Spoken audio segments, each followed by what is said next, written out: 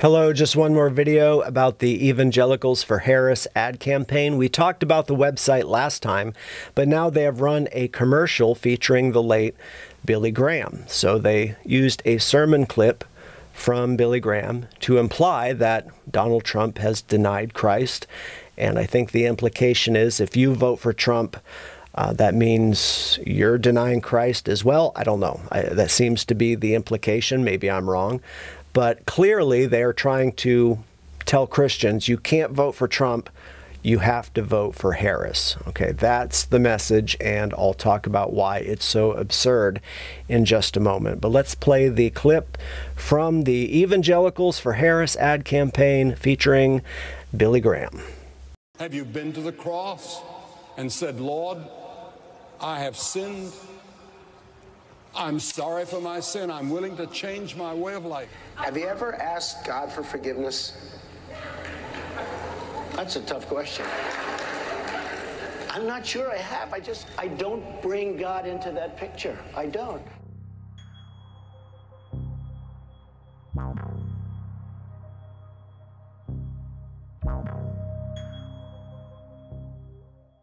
All right, so why is this commercial ridiculous? 3 reasons. Number 1, Franklin Graham says that his father would not approve of his image being used in a political ad.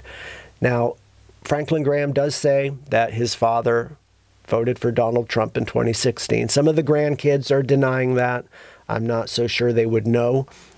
Billy Graham's granddaughter, I think, is in fact working for Evangelicals for Harris. But none of that really matters.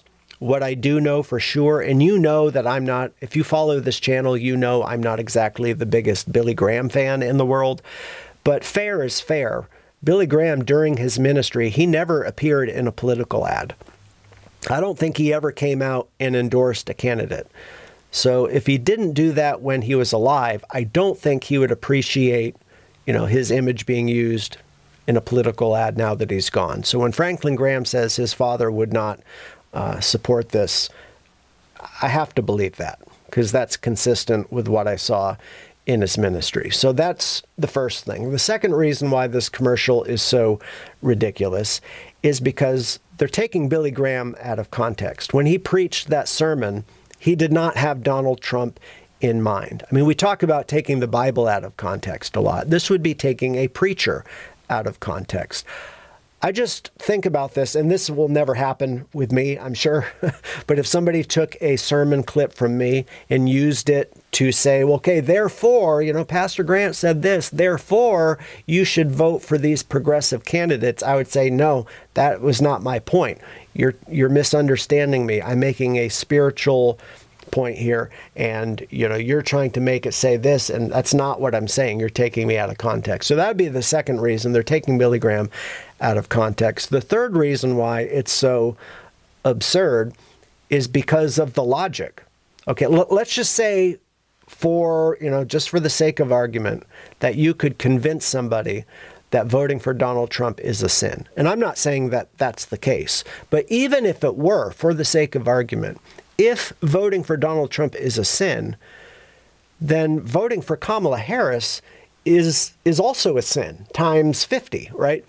So just because, and again, I'm not saying this is the case, but even if you grant their premise that no Christian should vote for Trump, well, that doesn't mean that they should vote for Harris. So logically, it doesn't even make sense. So this commercial, this whole ad campaign, Evangelicals for Harris, I highly doubt any of these people are actually evangelicals. And, if they are, what does that term even mean anymore?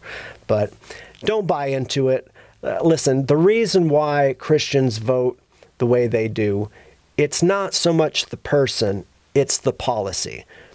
Christians vote the way they do because they look at what the Bible says, and then they try to find the candidate that actually has a chance of winning, and they try to find the candidate who is closest to the Bible. Not that the candidate is perfect, not that they're some great Christian, because let's face it, we really wouldn't have many options, if any, but we try to find the person who's closest to, biblical truth, or the person who would at least be friendly towards evangelicals, or they share some of the same concerns and, you know, fight for some of the things we care about. That's how Christians approach voting.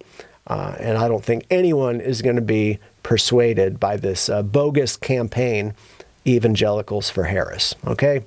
Thanks for watching. I hope you found this helpful. Until next time, may the Lord be with you. Have a great day.